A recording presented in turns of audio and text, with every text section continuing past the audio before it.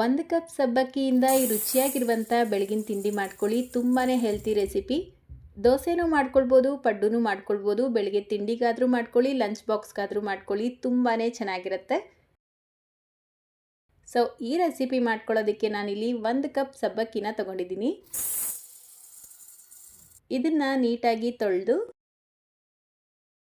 ಈಗ ಅದೇ ಕಪ್ಪಲ್ಲೇ 1 ಕಪ್ ಮೊಸರು, ಸ್ವಲ್ಪ ನೀರು ಸೇರಿಸ್ಕೊಂಡು ಮಿಕ್ಸ್ ಮಾಡ್ಕೊಳ್ತಾ ಇದ್ದೀನಿ.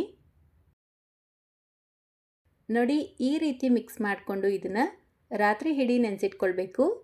ಅಂದರೆ ನೀವು ಬೆಳಗ್ಗೆ ತಿಂಡಿ ಮಾಡ್ಕೊಳ್ತೀರಾ ಅಂದರೆ ರಾತ್ರಿನೇ ನೆನೆಸಿಟ್ಕೊಳ್ಳಿ. ಸೊ ನೋಡಿ, ಈಗ ಬೆಳಗ್ಗೆ ಅಷ್ಟರಲ್ಲಿ ಇದು ಚೆನ್ನಾಗಿ ನೆಂದು ಈ ರೀತಿ ಹರಳಿರುತ್ತೆ. ಈಗ ಇದನ್ನು ಸೈಡಿಗೆ ತೆಗೆದಿಟ್ಕೊಂಡು ಸ್ವಲ್ಪ ತರಕಾರಿಗಳನ್ನು ಕಟ್ ಮಾಡ್ಕೊಳ್ಳೋಣ. ತರಕಾರಿ ಕಟ್ ಮಾಡ್ಕೊಳ್ಳೋದಕ್ಕೆ ನಾನಿಲ್ಲಿ ಚಾಪರ್ನ ಉಪಯೋಗಿಸ್ತಾ ಇದ್ದೀನಿ. ನಾನಿಲ್ಲಿ ಕ್ಯಾಪ್ಸಿಕಮ್, ಕ್ಯಾರೆಟ್ ಮತ್ತು ಕ್ಯಾಬೇಜ್ನ ಸೇರಿಸ್ಕೊಂಡಿದ್ದೀನಿ. ನಿಮ್ಗೆ ಇಷ್ಟ ಇರುವಂಥ ಯಾವ ತರಕಾರಿ ಬೇಕಾದರೂ ಸೇರಿಸ್ಕೊಳ್ಬೋದು. ಇದರ ಜೊತೆಗೇ 2 ಮೆಣಸಿನ್ಕಾಯಿ, 1 ಇಂಚು ಶುಂಠಿ, ಸ್ವಲ್ಪ ಕೊತ್ತಂಬರಿ ಸೊಪ್ಪನ್ನ ಸೇರಿಸ್ಕೊಂಡು ಚಾಪ್ ಮಾಡ್ಕೊಳ್ಳಿ. ಇದನ್ನು ಈ ನೆನೆಸಿಟ್ಕೊಂಡಿರುವಂಥ ಸಬ್ಬಕ್ಕಿ ಜೊತೆಗೇ ಸೇರಿಸ್ಕೊಂಡು ಅರ್ಧ ಕಪ್ ರವೆ, ನಾರ್ಮಲ್ ಉಪ್ಪಿಟ್ಟು ರವೆನ ಸೇರಿಸ್ಕೊಂಡಿದ್ದೀನಿ. ಅರ್ಧ ಕಪ್ ಅಕ್ಕಿ ಹಿಟ್ಟು, ರುಚಿಗೆ ತಕ್ಕಷ್ಟು ಉಪ್ಪು ಸೇರಿಸ್ಕೊಂಡು ಮಿಕ್ಸ್ ಮಾಡ್ಕೊಳ್ಳಿ. ನೋಡಿ, ಈ ರೀತಿ ಒಂದ್ಸಲ ಮಿಕ್ಸ್ ಮಾಡಿಕೊಂಡು ಈಗ ಸ್ವಲ್ಪ ನೀರು ಸೇರಿಸ್ಕೊಳ್ತಾ ಮಿಕ್ಸ್ ಮಾಡ್ಕೊಳ್ಳಿ. ತುಂಬ ತೆಳುವಾಗಿ ಮಾಡ್ಕೊಳ್ಬಾರ್ದು. ನಾನಿಲ್ಲಿ 1 ಕಪ್ಪಷ್ಟು ನೀರು ಉಪಯೋಗಿಸಿದ್ದೀನಿ. ಸೊ ಕನ್ಸಿಸ್ಟೆನ್ಸಿ ನೋಡಿಕೊಂಡು ನೀರು ಜಾಸ್ತಿ ಅಥವಾ ಕಡಿಮೆ ಸೇರಿಸ್ಕೊಳ್ತಾ ಮಿಕ್ಸ್ ಮಾಡ್ಕೊಳ್ಬೇಕು. ನೋಡಿ, ದೋಸೆ ಹಿಟ್ಟಿನ ಕನ್ಸಿಸ್ಟೆನ್ಸಿ ಅನ್ನೋದು ಈ ರೀತಿ ಒಂಚೂರು ಗಟ್ಟಿಯಾಗೇ ಇರಬೇಕು.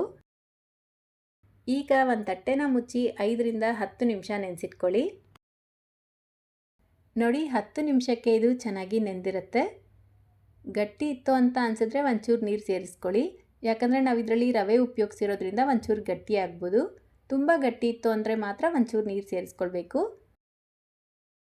ಸೊ ಮೊದಲು ನಾನು ದೋಸೆ ಮಾಡ್ಕೊಳ್ತಾ ಇದ್ದೀನಿ.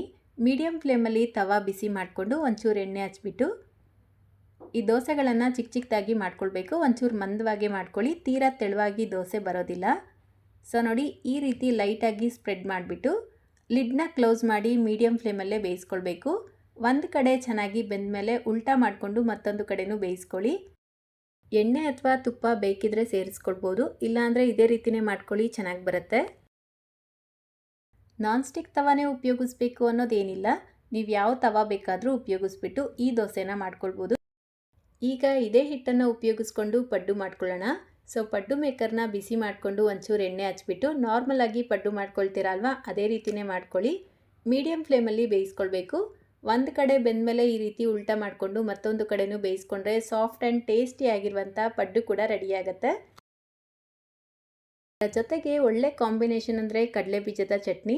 ಈಗಾಗಲೇ ನಮ್ಮ ಚಾನಲಲ್ಲಿ ಚಟ್ನಿ ಯಾವ ರೀತಿ ಮಾಡೋದು ಅಂತ ವಿಡಿಯೋ ಪೋಸ್ಟ್ ಮಾಡಿದ್ದೀನಿ. ಲಿಂಕ್ ಬೇಕಿದ್ದರೆ ಡಿಸ್ಕ್ರಿಪ್ಷನ್ ಬಾಕ್ಸಲ್ಲಿ ಕೊಟ್ಟಿರ್ತೀನಿ, ಚೆಕ್ ಮಾಡ್ಕೊಳ್ಳಿ. ಸೊ ರೆಸಿಪಿ ಇಷ್ಟ ಆಗಿದ್ದರೆ ಲೈಕ್, ಶೇರ್, ಕಮೆಂಟ್ ಮಾಡೋದನ್ನು ಮರಿಬೇಡಿ. ಚಾನಲ್ನ ಹೊಸದಾಗಿ ನೋಡ್ತಾ ಇದ್ದರೆ ಸಬ್ಸ್ಕ್ರೈಬ್ ಮಾಡ್ಕೊಳ್ಳಿ. ಫೇಸ್ಬುಕ್ಕಲ್ಲಿ ನೋಡ್ತಾ ಇದ್ದರೆ ಫಾಲೋ ಮಾಡ್ಕೊಳ್ಳಿ. ಇದೇ ರೀತಿ ಮತ್ತೊಂದು ರೆಸಿಪಿಯೊಂದಿಗೆ ಮತ್ತೆ ಸಿಗೋಣ.